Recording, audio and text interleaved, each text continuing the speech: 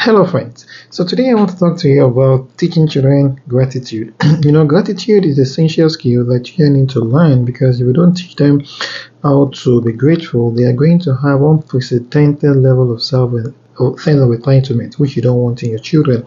Because between the ages of 3 and 5, there is a characteristic children have that we call egocentrism.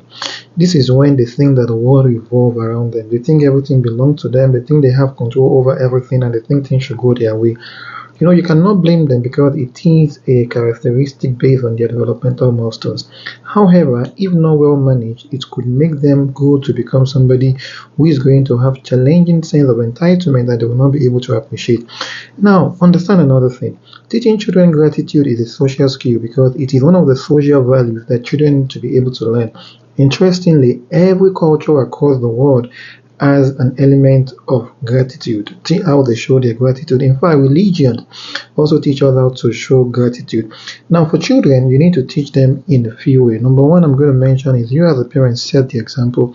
So, how do you set the example? Is perhaps you are in the restaurant, perhaps somebody opened the door for you, the person serving you at home, the chef in your house. People that are walking around you learn to appreciate the value of the work they are doing. Somebody opened the door for you, thank you. Somebody take your bag for you, thank you. Somebody is going to usher you to an event, thank you. Your driver drop you, thank you. These little things, your children are going to be learning by imitation and they're watching you. So it's going to go a long way in you teaching them consciously and subconsciously. The next one is parents need to be able to show generosity. And when I say you're going to show generosity or acknowledge generosity, it means that you are identifying how your child has been able to express generosity, and then you tell the child and you appreciate it. For example, your child shares sweet in school or at school, you'll be like, oh, did you share that? That's quite interesting. It means you're being kind. Thank you for doing that. And then you now realize that the child is going to be very excited and oh yeah. So because the act of generosity of the child has also been acknowledged. So that's another thing. As a matter of fact, have a conversation about the value of generosity.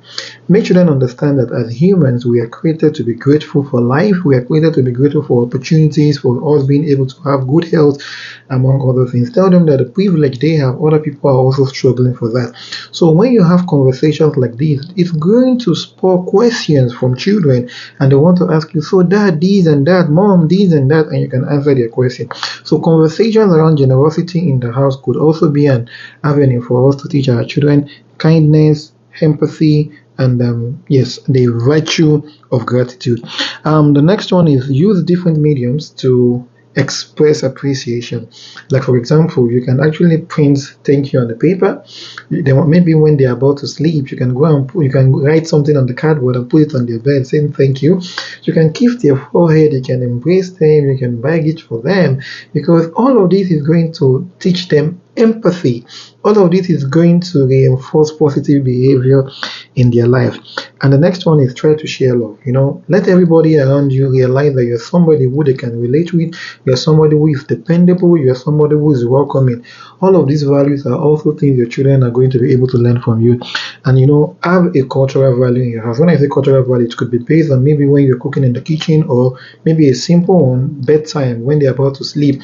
Thank them to be grateful for having a beautiful day. When they wake up in the morning, tell them to be grateful for being able to wake up in life again. All of these little things are going to be important. These are little things that were mentioned by the Child Mind Institute. They have been able to highlight all of these things. So if you understand one thing, you realize that I put forth all of these things in the virtue of gratitude on how parents can incorporate this, because eventually you are the best teacher of your own children. Thank you. I hope you have learned one or two things, and bye for now.